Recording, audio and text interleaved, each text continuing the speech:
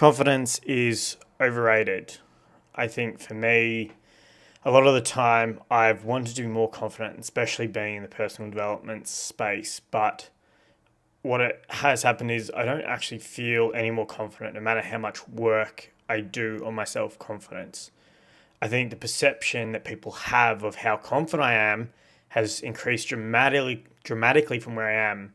But it's not nearly at a point where I feel confident every single time in every single environment in any single place.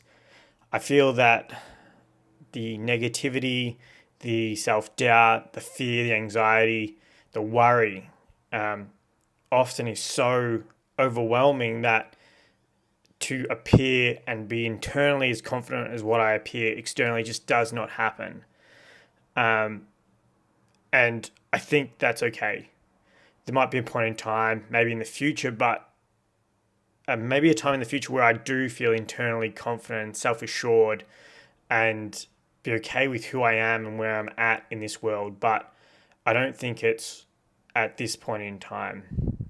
Uh, I'm doing this because I think it's something that I wanted to hear or have found out through time that no matter how much self work you do on yourself, you can't outrun your own self. You've got to become comfortable with who the best version of yourself is, the most best authentic version of yourself. Uh, Breaking down the idea that initially people say, you know, you can't be yourself. Like if people don't like you or you don't like who you are right now, be a better version of yourself.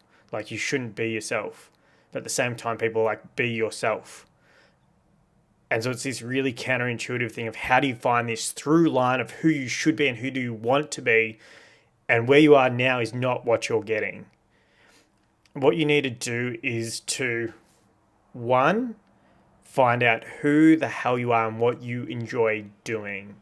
Whether that's music, whether that's sport, whether that's magic, I don't really know. Or it might be something that is completely left field.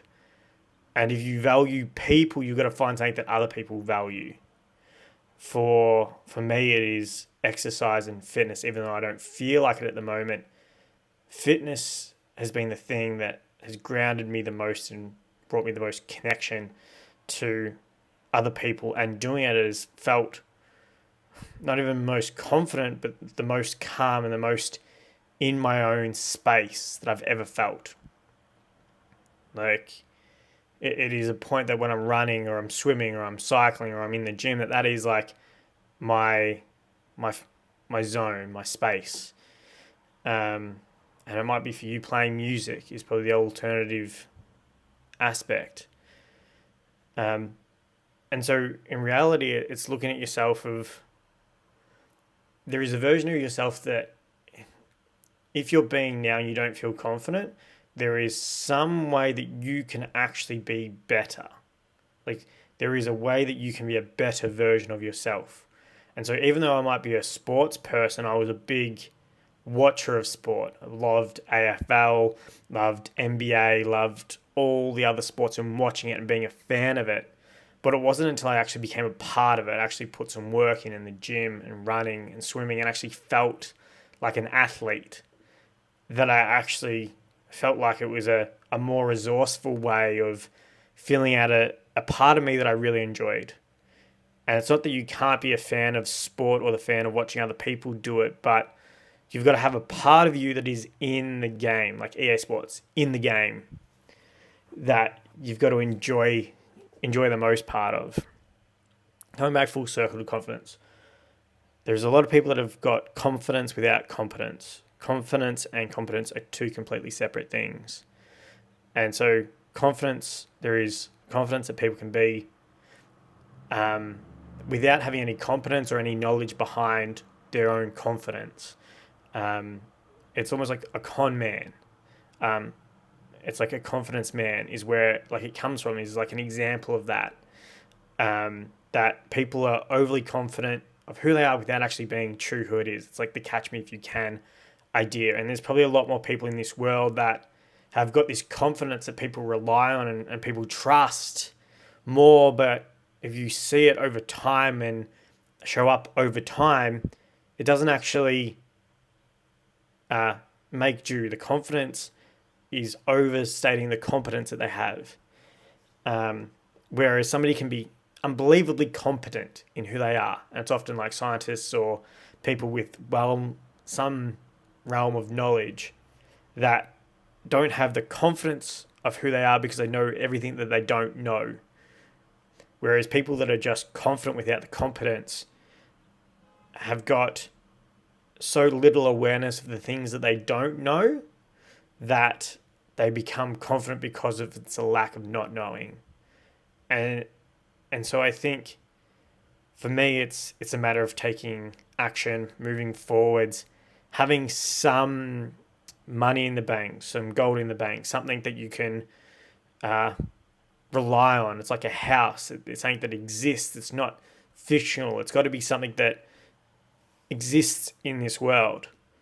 And there's so much stuff within the personal development of like, you've just got to have this utter belief, and it's like this mentality of it. But that isn't the whole part of the confidence appeal.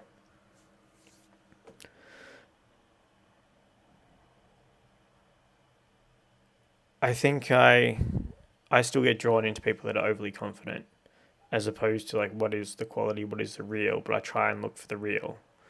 I try to look for the truth within other people and myself, and at least be harder on myself than what I am on other people. Because at least I kind of hope that if I was to stand up in a court of law, or to stand up in an argument or a place, that I could hold my own without having to lie, without having to be dishonest, not having to even white lie. Beyond that, I think maybe it might not make me appear the most confident, but I feel like it makes me the most confident when things are hard. I think touching on the recent Manosphere documentary, a lot of the guys in that place are so overly confident. That's what so many young guys are drawn to.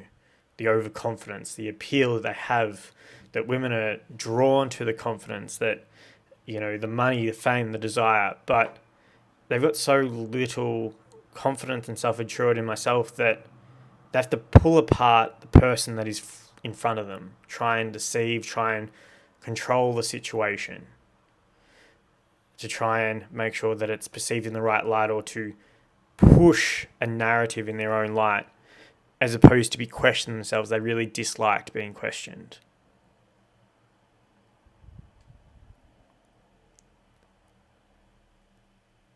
I think that's where like the court of law, or like an interrogation theory comes up for me, is confidence and competence. Of like, will this hold up? Will this bear water? Will this person, this confidence, this idea of who you've created actually stand up?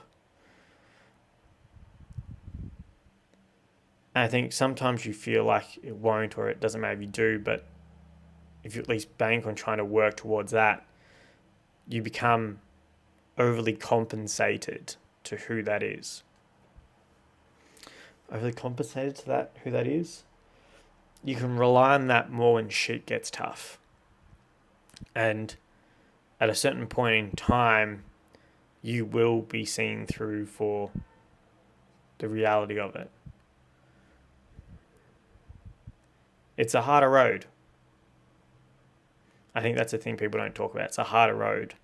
The amount of awareness and perspective and self-scrutiny that you have, it feels like a worthwhile suffering, a worthwhile anxiety, worry thing, because I wouldn't want to be perceived as someone that isn't. I think that's what I love about the video interview, live thought processing talk. Is that you're questioned in who you are so often. It's a live format, anyone can touch and everyone can feel who you are. That at a certain point in time, people can't question who you are because there's hours of live footage of you on. Like, it's possible, but the sheer amount of hours to portray a character that you're not is so hard. So hard. That's my current spiel on confidence. It doesn't cover anything, but it just covers what's come to mind for the point in time. If you're at this point please subscribe. I'm going to be ask for what you want. You might not have got here. This might be in the abyss for a while, or it might be in the time capsule for maybe when a podcast or videos take off in the future. But I really enjoy this. It's almost like an element of self-journaling or querying my own life. It's incredibly selfish, but I kind of hope somebody else with one or two of my own traits or flaws or character traits might learn something from the path that I've gotten and continually obsess over. Thank you.